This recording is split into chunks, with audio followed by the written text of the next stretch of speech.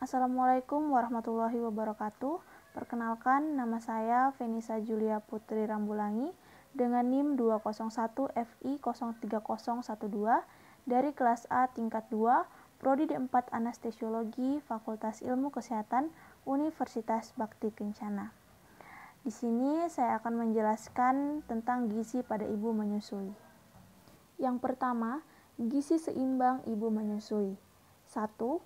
Gizi seimbang pada ibu menyusui dapat diartikan bahwa konsumsi makanan ibu menyusui harus memenuhi kebutuhan untuk dirinya sendiri dan untuk pertumbuhan serta perkembangan bayinya. Yang kedua, gizi seimbang pada saat menyusui merupakan sesuatu yang penting bagi ibu menyusui karena sangat erat kaitannya dengan produksi air susu.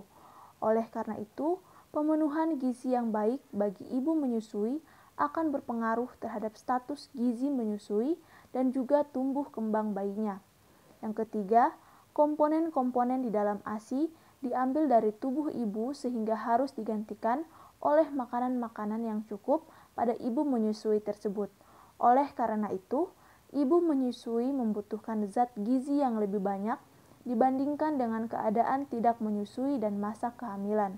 Tetapi, konsumsi pangannya tetap harus beraneka ragam dan jumlah serta proporsinya sesuai.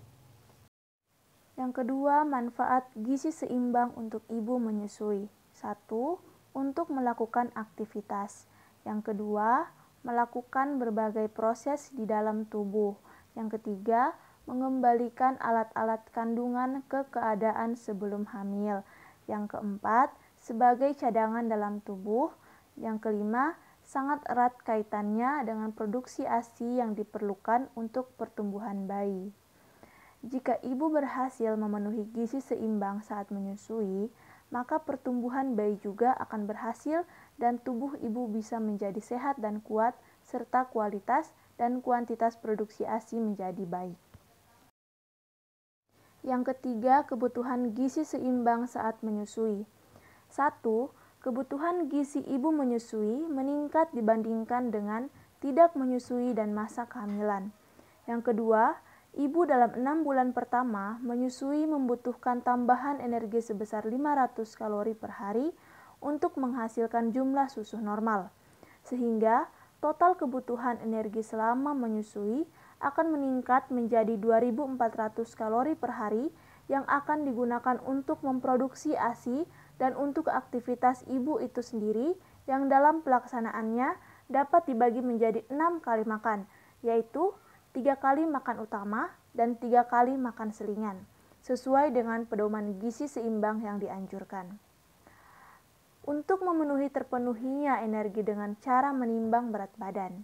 Bila terjadi penurunan kurang dari 0,9 kg per minggu setelah 3 minggu pertama menyusui, berarti kebutuhan kalori tidak tercukupi sehingga akan mengganggu produksi ASI.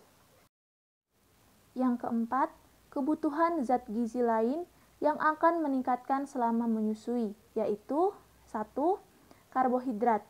Saat 6 bulan pertama menyusui, kebutuhan ibu meningkat sebesar 65 gram per hari. Yang kedua, protein. Sangat diperlukan protein 17 gram atau setara dengan 1 porsi daging, yaitu 35 gram, dan 1 porsi tempe, yaitu 50 gram. Yang ketiga, lemak. Lemak berfungsi sebagai tenaga dan berperan dalam produksi ASI saat pembawa vitamin larut lemak dalam ASI. Kebutuhan minyak dan tumpeng gizi seimbang sebanyak 4 porsi atau setara dengan 4 sendok minyak, yaitu 20 gram. Lemak yang diperlukan untuk ibu menyusui yaitu lemak tak jenuh ganda seperti omega 3 dan omega 6. Yang keempat, vitamin dan mineral. Ibu menyusui membutuhkan lebih banyak vitamin dan mineral dari ibu hamil. Kadar vitamin dari ASI sangat dipengaruhi oleh vitamin yang dimakan ibu. Jadi, suplementasi vitamin pada ibu akan menaikkan kadar vitamin ASI.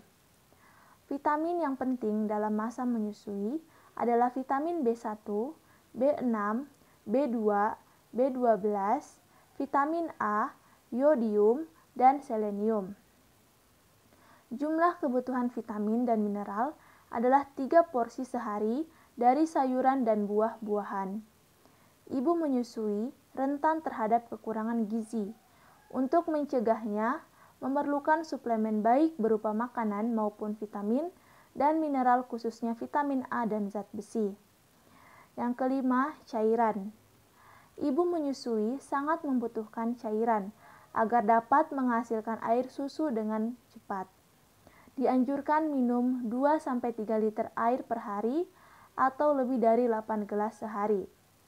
Terutama saat udara panas, banyak berkeringat dan demam sangat dianjurkan untuk minum lebih dari 8 gelas sehari.